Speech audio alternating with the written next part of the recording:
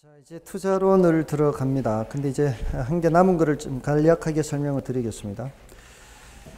제가 오늘 눈이 좀 침침해서 안경을 바꿨더니 가까이 있는 건 괜찮은데 멀리 있는 게 침침해졌어요. 가까이 있는 게 침침해서 안 보여서 안경을 바꿨더니 가까이 있는 거는 괜찮은데 멀리 있는 게 이제 흐릿하다고요. 그럼 어떻게 해야 돼요? 네? 아니요. 도수를 좀 낮췄거든요. 도수를 낮춰서, 아니, 이게 제가 사실은 노안이 와서, 꼭 이렇게 말씀을 드려야 되나요? 이렇게. 노안이 와서, 다초점 렌즈를 써야 돼요. 근데 그게 좀 적응을 해야 된다면서요. 처음에는 어지러워요?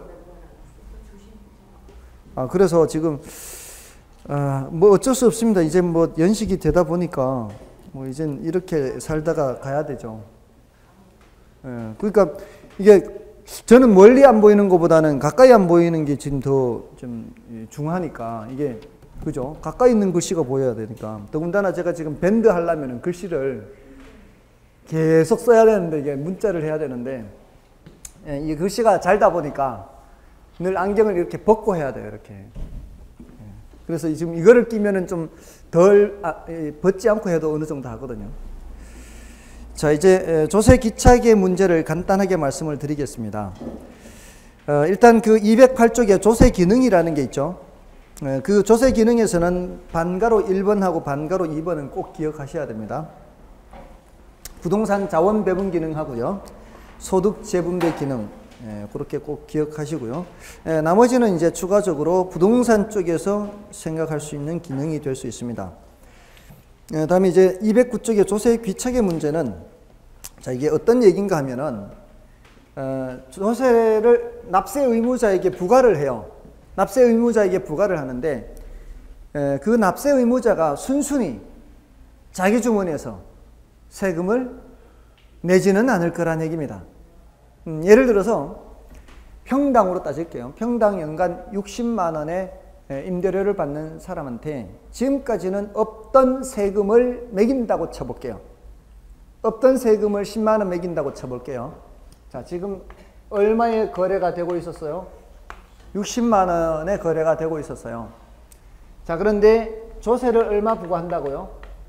조세를 10만 원 부과한다고요. 자, 요 상황이 됐을 때 자, 임대인들은 얼마를 받으려고 할까요?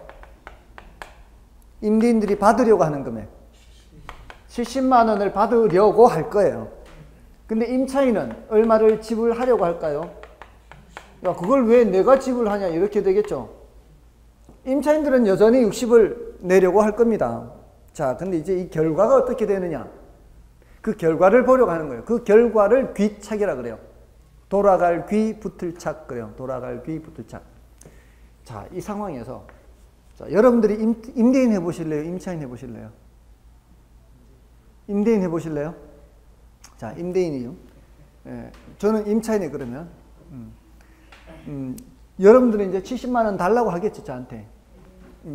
저는 이제 줘야 될지 말아야 될지 이제 고민스럽죠, 이제. 지금 그럼 어떻게 해야 될까요, 제가? 그렇죠. 이사를 갈까 말까. 자, 주변에 빈집들이 널려 있어요. 빈집들이 널려 있습니다. 그걸 나만 아는 게 아니고 집주인도 알고 있어요. 안녕히 계세요 하고 짐 싸고 나오려고 하면은 집주인이 가만히 있을까요? 잠깐만 기다려봐라. 내가 잘 몰랐는데. 그러면서 이제 한마디 해야 되겠죠. 가면은 내 집이 빈집이 되겠죠. 맞잖아요. 내 집이 빈집이 된다고. 그러는 것보다도, 야, 그러면 너, 야, 한 2만 원만 더 줘라. 62만 원.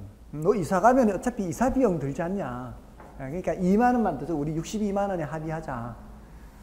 그래도 기분 나쁘면, 아니, 나 기분 나빠서라도 갈란다. 얼마든지 나 구할 수 있다. 그럼 집주인이 그거도 아까울 수도 있잖아. 어차피 빈집 때문에 하나도 못 받잖아. 그럼 어떻게, 알았다고. 60만 원 그냥 내고 살아라. 이러면은 임차인은 여전히 얼마 내고요? 60만 원 내고. 그러면은 이게 무산이 되는 거죠. 그러면 임대인은 여전히 60만 원 받고서 10만 원 세금은 그 돈에서 내야 되죠. 이러면은 전액 누가 부담하는 거예요? 임대인이 부담하는 거예요. 근데 이런 경우가 얼마나 있을까요? 거의 없다고 봐야 돼요. 대부분 임대인과 임차인의 이 관계에서는 강자가 임대인이고 약자가 임차인이에요. 빈집이 그렇게 널려 있지 않습니다. 널려 있지 않기 때문에 저 그러면 이사 갈래요? 라는 한마디 정도는 할 수 있겠지만 그럼 가려면 가라 하는데 이제 한마디 할 수 있죠. 그간의 정도 있는데 어르신 그러지 마시고 이렇게 좀 깎아주시는 게 이런 식으로 나와서 뭐 이렇게 이거는 사실 이렇게 정으로 해결되는 게 아니에요. 이 수요 공급에서는 다 시장에서의 상황에 따라 결정됩니다. 주변에 빈집들이 얼마나 있느냐, 이 임차인이 선택의 가능성이 얼마나 많으냐, 임대인의 선택의 가능성이 얼마나 많으냐, 여기에 따라 칼자루 진 사람이 부담을 적게 하게 되어 있습니다. 그래서 만약에 합의를 본 것이 67만 원이라고 해보십시오. 합의를 본 게 67만 원이에요. 자, 그러면은 지금까지 임차인이 60만 원에 냈었죠. 그럼 지금까지는 60만 원에 내서 임대인이 60만 원 챙겼죠. 근데 이제는 임차인이 이제 얼마를 부담해야 되고요. 임차인은 67만 원 부담해야 되고요. 자, 그럼 임대인은 67만 원 챙기나요? 임대인이 챙기는 건 여기서 10만 원 빼가지고 얼마 챙겨요? 57만 원 챙기는 거요. 임차인은 67만 원 내지만, 맞아요? 그래서 조세 10만 원을 빼가지고 임대인은 57만 원 챙기겠죠. 자, 그러면은 임대인은 예전보다 얼마 덜 받게 되는 셈이에요. 3만 원 덜 받게 되는 셈이고요. 임차인은 얼마 더 지불하는 셈이에요. 7만 원 더 지불하는 셈이죠. 그 합계액이 바로 조세라고요. 정부가 조세를 부과했는데 결국은 그 부담의 70%는 누가 부담하고 있고요? 임차인이 부담하고 있고요. 30%는 임대인이 부담하는 거예요. 납세 의무자는 누군가요? 납세 의무자는 임대인이죠. 근데 그 납세 의무자의 조세가 누구한테 얼마 증가됐어요?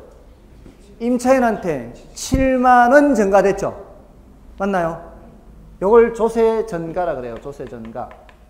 조세 전가의 최종적인 결과를 뭐라 그래요? 조세 귀착이라 그래요. 귀착. 자, 그러면 지금 이와 같은 상황이 됐다는 거는 이건 누가 힘이 더 셌다는 얘기예요? 임대인의 힘이 더 셌다는 얘기예요. 임대인의 선택의 폭이 큰 거예요. 자, 이걸 제가 이해를 하기 쉽게 해서 칼자루를 쥐고 있다, 선택의 폭이 크다, 이렇게 표현을 하고 있는데, 요거는 앞에 수요 공급에서 했던 탄력성하고 관계가 있어요. 앞에서 탄력성이 무슨 개념이었어요? 수량 변화의 크기라 그랬어요.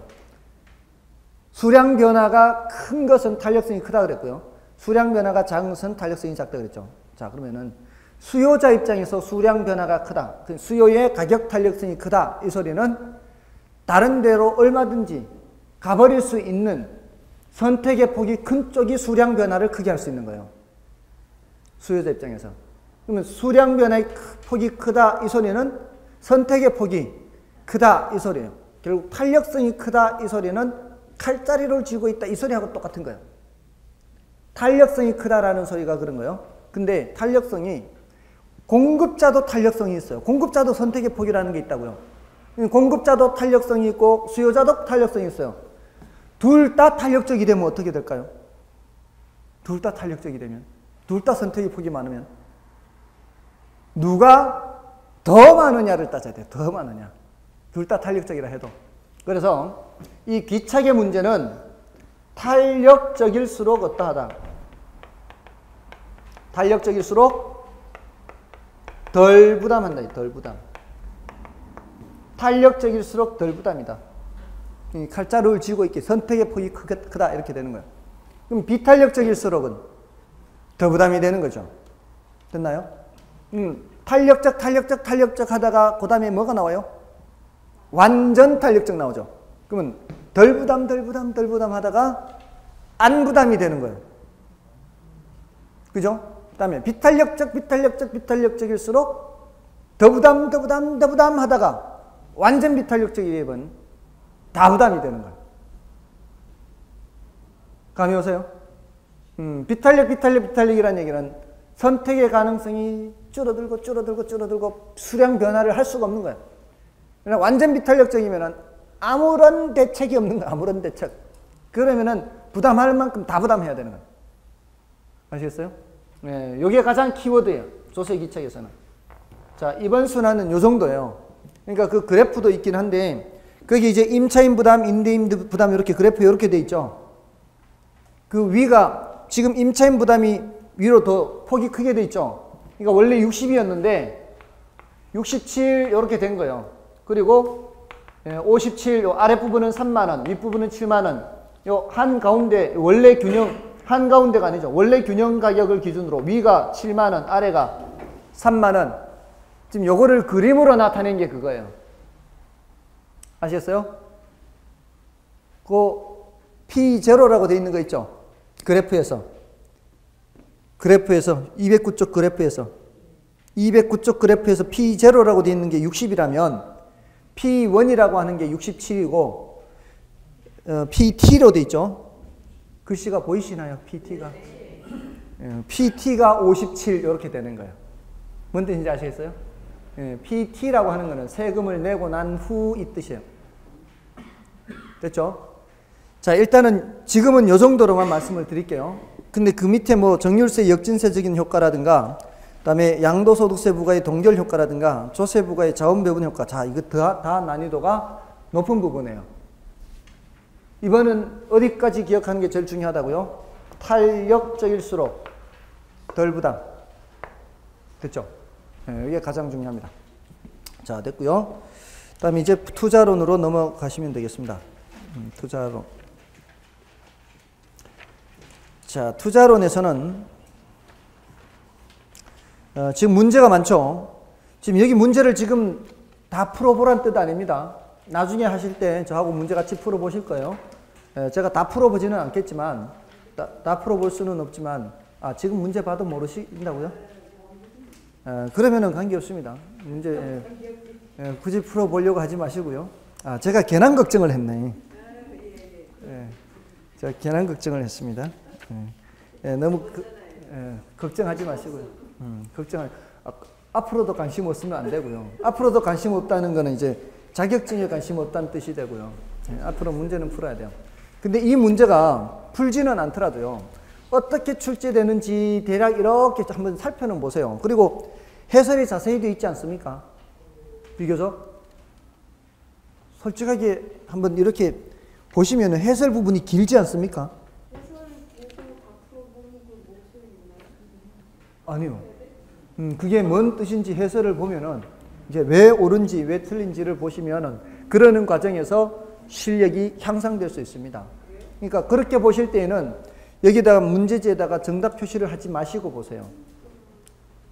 문제에다 정답 표시하지 마시고 보시다가 나중에 어느 정도 내공이 쌓였을 때 이렇게 보시면은 이게 그 소리구나 이렇게 정답을 찾아갈 수가 있습니다.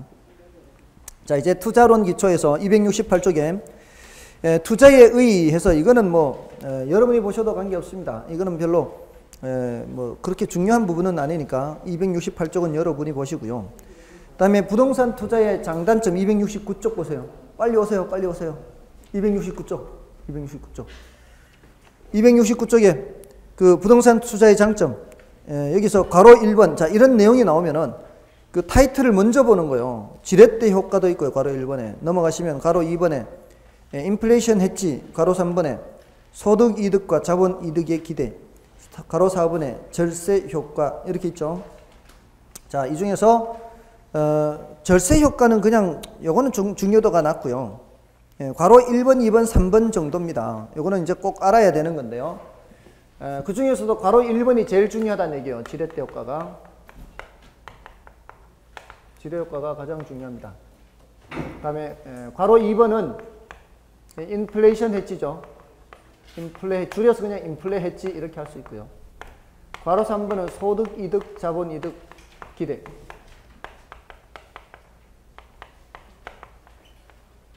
요걸 기대. 자, 이 지렛 효과는 타인 자본을 사용하는 경우에 나타날 수 있는 효과요. 그래서 타인 자본 사용에 따른 효과요. 줄여서 그냥 타인 자본 사용 효과 이렇게 하면 되겠고요. 타인 자본을 사용하지 않으면 지대 효과는 나타나지 않습니다. 인플레 헤지는 이거는 구매력 보호 효과 이렇게 할 수 있어요. 구매력 보호.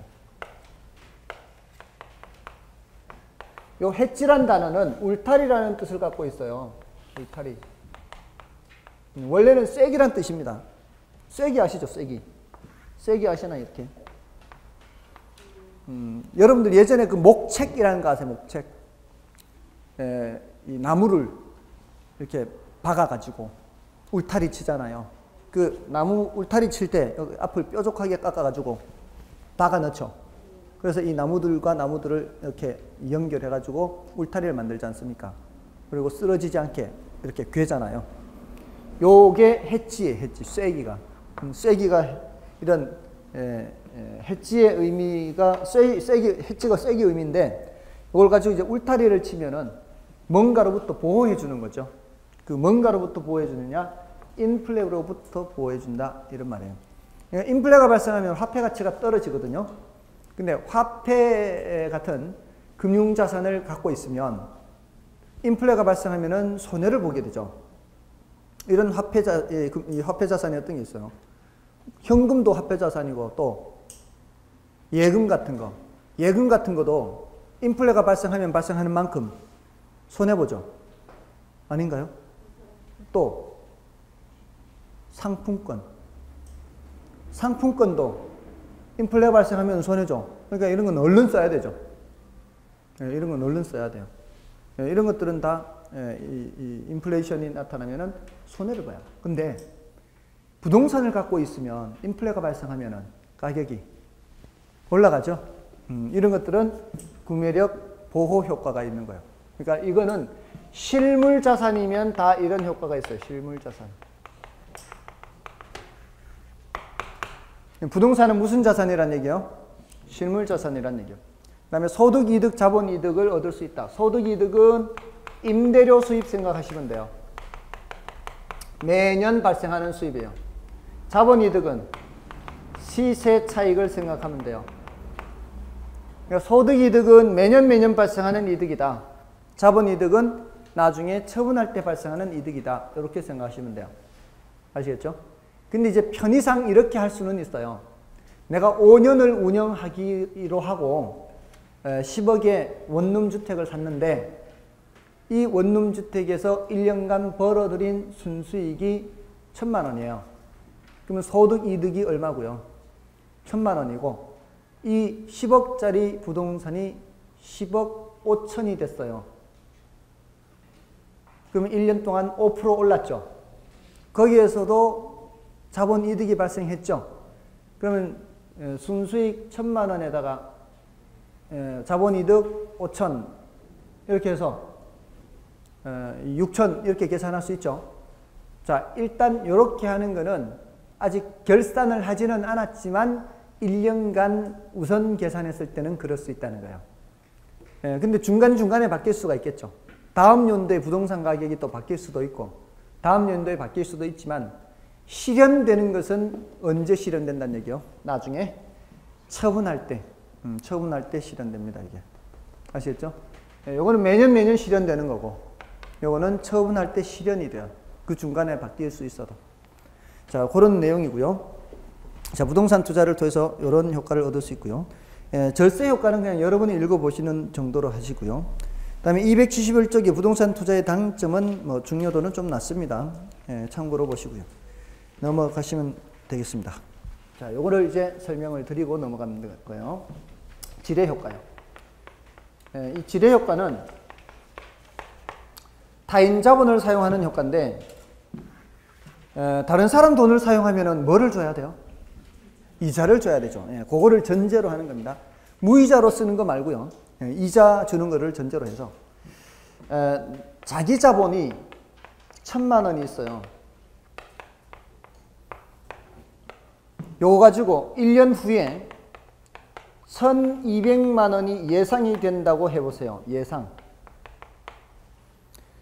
그러면은 1000만 원이 나가서 1200만 원, 200만 원을 새끼를 치면은 수익률이 몇 프로가 돼요?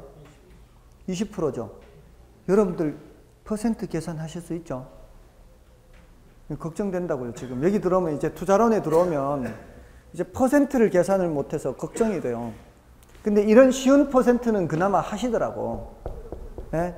그래서 좀 될 수 있으면 쉬운 퍼센트를 예를 들어요. 조금만 어려워지면, 조금만 숫자가 바뀌면 퍼센트를 계산 못해. 그러면 안 된다고요. 예를 들어서 480만 원이 나가서 476만 원이 돼서 돌아온다. 480원 하던 가격이 476원 한다. 그럼 어떻게 해야 돼요? 460 하면 좀 456 할까요? 이러면 어떻게 해야 돼요? 수익률 계산할 때 또는 가격 변화율 계산할 때 어떻게 해야 돼요? 몇 분의 몇? 퍼센트 계산 못해도 몇 분의 몇은 할 줄 알아야 된다고. 몇 분의 몇? 480분의 몇? 480분의 456 하신 분들은 오늘 남아 계셔야 되고요. 24 하셔도 오늘 남으셔야 돼요. 다 남으셔야 돼요. 뭐 해야 돼요? 이제 남을까봐 이제 얘기를 못하고 있어요, 지금. 남을까봐 얘기 못하고 있어요. 숫자가 작아졌죠? 숫자가 작아졌죠? 숫자가 작아지면 마이너스 24라고요, 마이너스 24. 숫자가 작아지면 마이너스, 숫자가 커지면은 플러스 이렇게 된다고요. 이러면은 계산기 두드리면 마이너스 0.05 나온다고요. 마이너스 0.05 나오면은 이게 몇 퍼센트? 마이너스 5%, 마이너스 5%라고요. 지금 애들 키운 지 오래되셨죠? 애들 키울 때는 다 알았는데, 손주 봐야 돼 벌써? 지금 오래되니까 가물가물하죠, 이런 퍼센트 계산이. 자, 이런 계산을 해야 된다고, 퍼센트 계산을. 그리고 지금 퍼센트 계산할 때 어떻게 써요? 480 이게 항상 분모로 가고, 이쪽을 바로 분자로 쓰면 안 된다고요. 지금 여기서 20%가 왜 20% 나온 거예요, 이게? 1000분의 뭐 한 거예요? 1000분의 요 200만 했잖아, 200만. 올라간 것만 썼단 말이에요. 아시겠어요? 아무리 이렇게 큰 소리 치고 흥분해도 저만 흥분하고 여러분은 꿈쩍도 안 하고 있죠, 지금. 다음 주 되면 언제 그랬냐는 것처럼 또. 자, 그러면 타인 자본도 있어요. 돈 빌리는 거예요. 타인 자본 1000만 원이 있어요.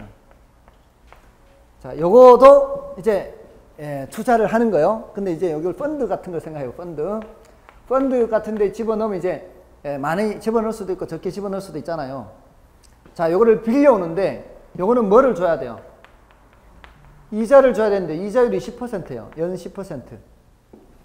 자, 그러면 얘도 1년 후에 얼마가 돼서 돌아오겠어요? 얘도 1200이 돼서 돌아오겠죠? 1000이 나가서 1200이. 그럼 총 얼마가 나가요? 총 2000만 원이 나갈 거 아니에요.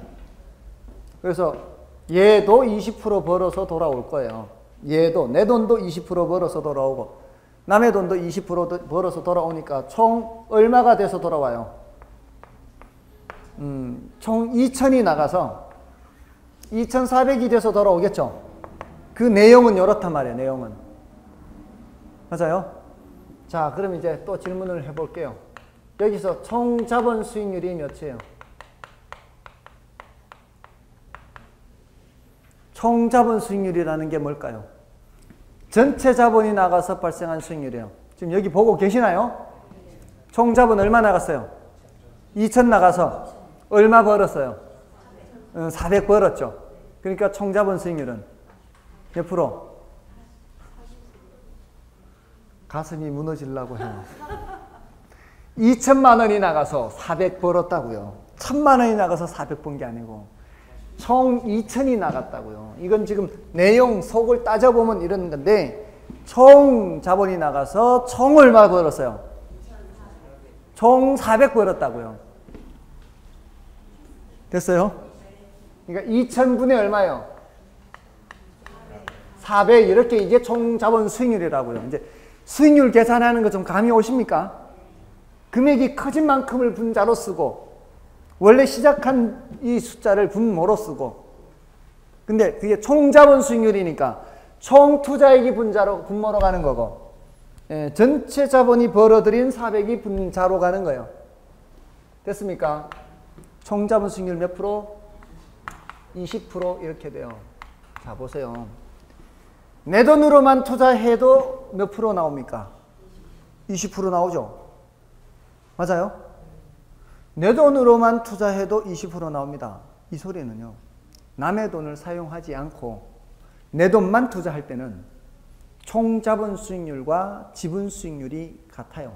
내 돈으로만 투자했을 때는 지분 수익률 계산해 보세요. 내 돈으로만 투자했을 때 전액 자기 자본이요. 전액 자기 자본일 때 지분 수익률은 전체 얼마 투자해요? 1000만 원 투자하죠. 전액 자기 자본이라 그랬어요. 전액 자기 자본. 요것만 투자해서 이렇게 나오는 거. 그러면 1000만 원 분의 얼마로 해야 돼요? 200으로 해야 되죠. 이때 몇이에요? 20%죠. 전액 자기 자본으로 투자할 때는 요거 지분 수익률을 자기 자본 수익률이라 그래요. 이럴 때는 총 자본 수익률과 자기 자본 수익률이 같을 수밖에 없어요. 전액이 자기 자본이니까. 자, 근데 지금 요 경우에 지금 여기 전체를 2000으로 투자했을 때 자기 자본 수익률을 구해 보세요.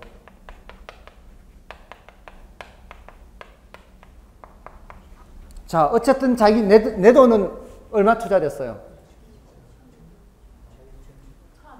내 돈은 1000만 원 투자됐어요. 그러니까 여기는 1000만 원 들어가야 돼요. 내한테 떨어진 수익은 얼마나 될까요? 예?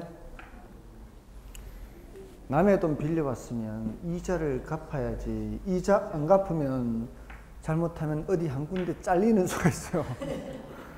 잘못하면은 여기 지금 남의 돈 빌렸잖아요. 예? 10% 주기라고 빌렸잖아요. 근데 나중에 2400 돌아왔을 때 야, 네가 1000만 원 빌려줬으니까 1000만 원 가져가라. 이렇게 하면은 잘못하면 잘릴 수 있다고요. 뭐도 같이 갚아야 돼요? 이자도 같이 갚아야지. 2400이 돌아왔으면은 그 중에 얼마를 줘야 돼요? 1200 줘야 돼요? 1100 줘야 돼요?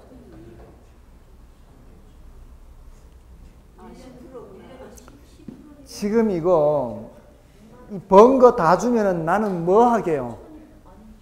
지금 빌려오기는 10%로 빌려왔잖아요. 지금 벌기는 20% 벌었죠.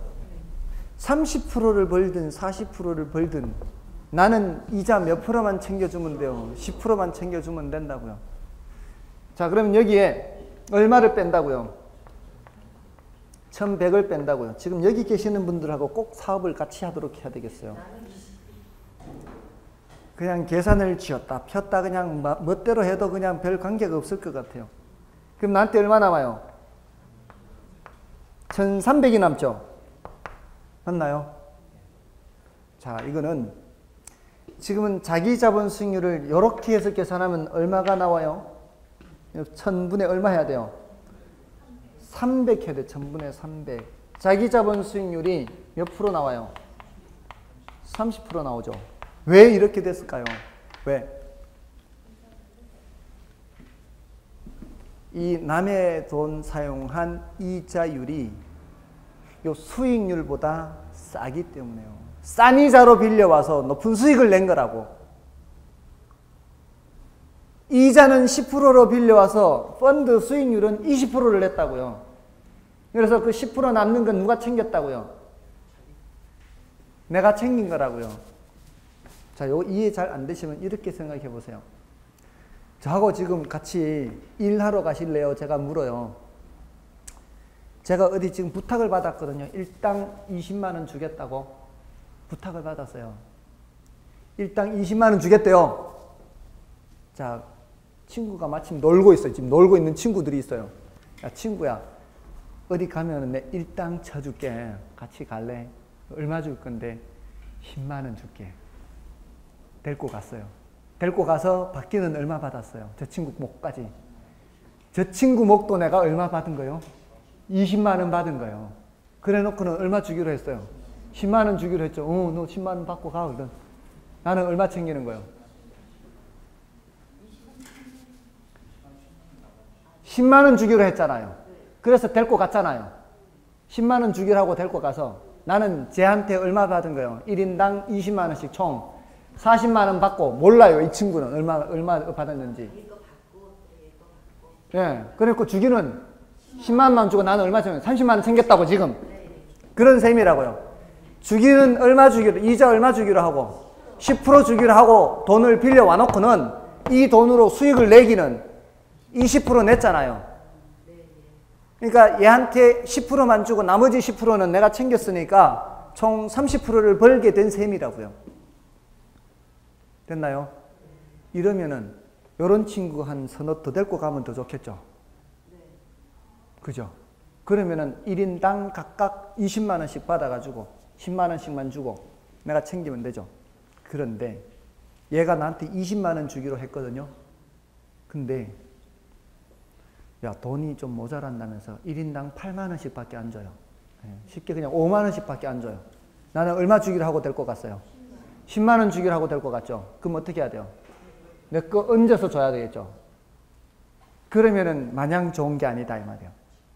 예상한 대로 20%만 되면 좋은데, 예상한 대로 20% 되면 좋은데 예상한 대로 안 되고 빌려온 이자보다도 수익이 낮아버리면 그거 채워줘야 되겠죠.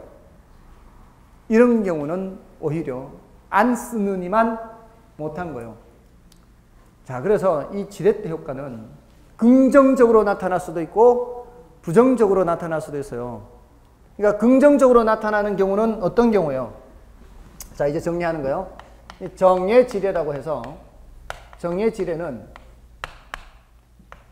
남의 돈 빌려오는 이자율보다는 어떻게 해요? 이자율보다는 총 자본 수익률이 높아야 돼요. 이자율보다 총 자본 수익률이 높아야 돼요. 지금 이자율은 10%인데 총 자본 수익률은 몇 프로예요? 20%잖아요. 20%. 20%란 말이에요. 20%. 2,400 총 자본 수익률. 이러면 이자만큼 떼고 남는 거는 나한테 얹어서 계산하면 되니까 지분 수익률은 더 커지게 된다고요. 맞나요? 그러니까 이거는 남을 일을 싼 노동력을 시키고 그 대가는 내가 많이 받는 셈이에요. 그러면 그 차액만큼은 내가 챙긴다 이 말이에요. 그런 거하고 비슷한 거예요. 싼 이자로 빌려온다 이 말입니다. 근데 부의 지례는 반대가 되는 거예요. 빌린다고 빌렸는데 이자율보다도 낮은 수익률을 내는 거예요. 낮은 수익률을 내면은 오히려 내가 챙겨야 될 거를 얹어서 줘야 돼요. 얹어서 이자 채워줘야 돼요. 그러면 지분 수익률은 더 낮아지게 된다고요. 그러니까 긍정적인 면과 부정적인 면이 동시에 있는데 우리는 뭐를 예상하고 투자하는 거예요? 우리는 요거 이 정의 지례를 예상하고 투자하는데 이렇게 안 되는 경우가 있다 이 말입니다. 그다음에 예외적으로 무슨 지례가 있을 수 있고요? 영의 지례 효과요. 그러니까 이거는 이자율과 총자본 수익률과 지분 수익률이 어떤 경우? 똑같은 경우. 이런 경우에는 남의 돈을 쓰든 안 쓰든 똑같은 거죠. 그러니까 예를 들어 이런 거죠. 10만 원 주기로 하고 쟤한테는 20만 원 받기로 했는데 제가 그냥 이 10만 원 밖에 안 주는 거죠. 그럼 어떻게? 10만 원 받아 10만 원 주고 그냥 나는 뭐 남고 뭐 잘하는 거 없는 거죠. 그냥 내가 내 거 챙겨먹고 그냥 돌아가는 거예요. 됐어요? 좀 감이 오세요? 그러면은 남의 돈을 많이 사용하면은 좋을까요? 나쁠까요? 좋을 수도 있고 나쁠 수도 있죠. 터지면 대박이고 깨지면 쪽박이 될 수 있죠. 이게 이제 위험이 크다는 거예요. 그러니까 남의 돈을 많이 사용할수록 터지면은 대박이 되고요. 깨지면 쪽박 되는 거예요. 그게 위험이 큰 거예요. 그러니까 타인 자본을 많이 사용하는 것은 자기 자본 수익률이 높아질 수도 있지만 그만큼 채무 불이행 위험이나 손실을 크게 볼 수 있는 위험도 커지는 거예요. 그래서 이걸 이 도표로 나타내면 이렇게 되는 거죠. 지뢰라는 게 이렇게 되는 거잖아요. 자, 요 길이만큼이 남의 돈을 쓰는 크기예요. 요 길이가. 이게 한 칸 올라오면은 남의 돈을 1배 쓰는 거예요. 내 돈의 1배. 요 2칸 쓰면은 남의 돈을 2배 쓰는 거예요. 3칸 하면 남의 돈을 3배 쓰는 거예요. 그러니까 남의 돈을 많이 쓰면 쓸수록 수익률은 올라가는 거예요. 대신 떨어질 때는 남의 돈을 많이 쓸수록 그게 떨어져요. 그러니까 이 진폭이 어때요? 진폭이 커지는, 이게 위험이 커지는 거예요. 진폭이 커진다는 게. 됐습니까? 자, 요게 이제 지대 효과고요. 요거는 꼭 기억해야 됩니다.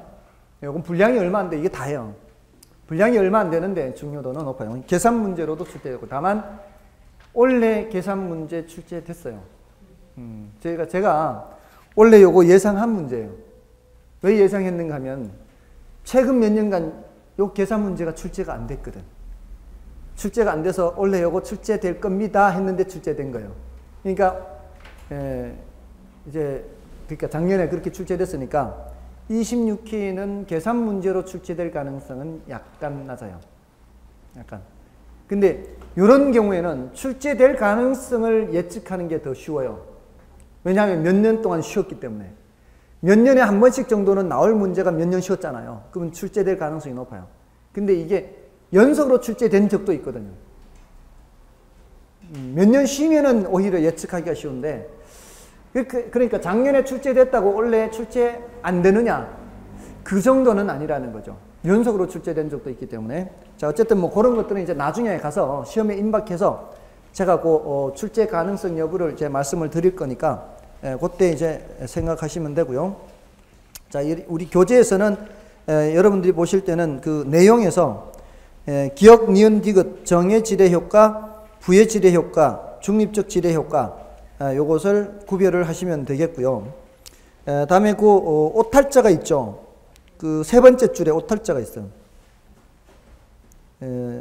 이는 정의 레버리지와 부의 레버리지로 나누어지며 이렇게 돼 있죠. 근데 부의 레버리지에 플러스로 돼 있죠. 마이너스가 돼 있어야 되는데 먼저 말씀하시는 분한테는 제가 뭔가를 해드리려고 했는데 제가 먼저 발견했어요. 자, 됐고요. 넘어가시고요. 자, 이제 위험 개념으로 넘어갑니다.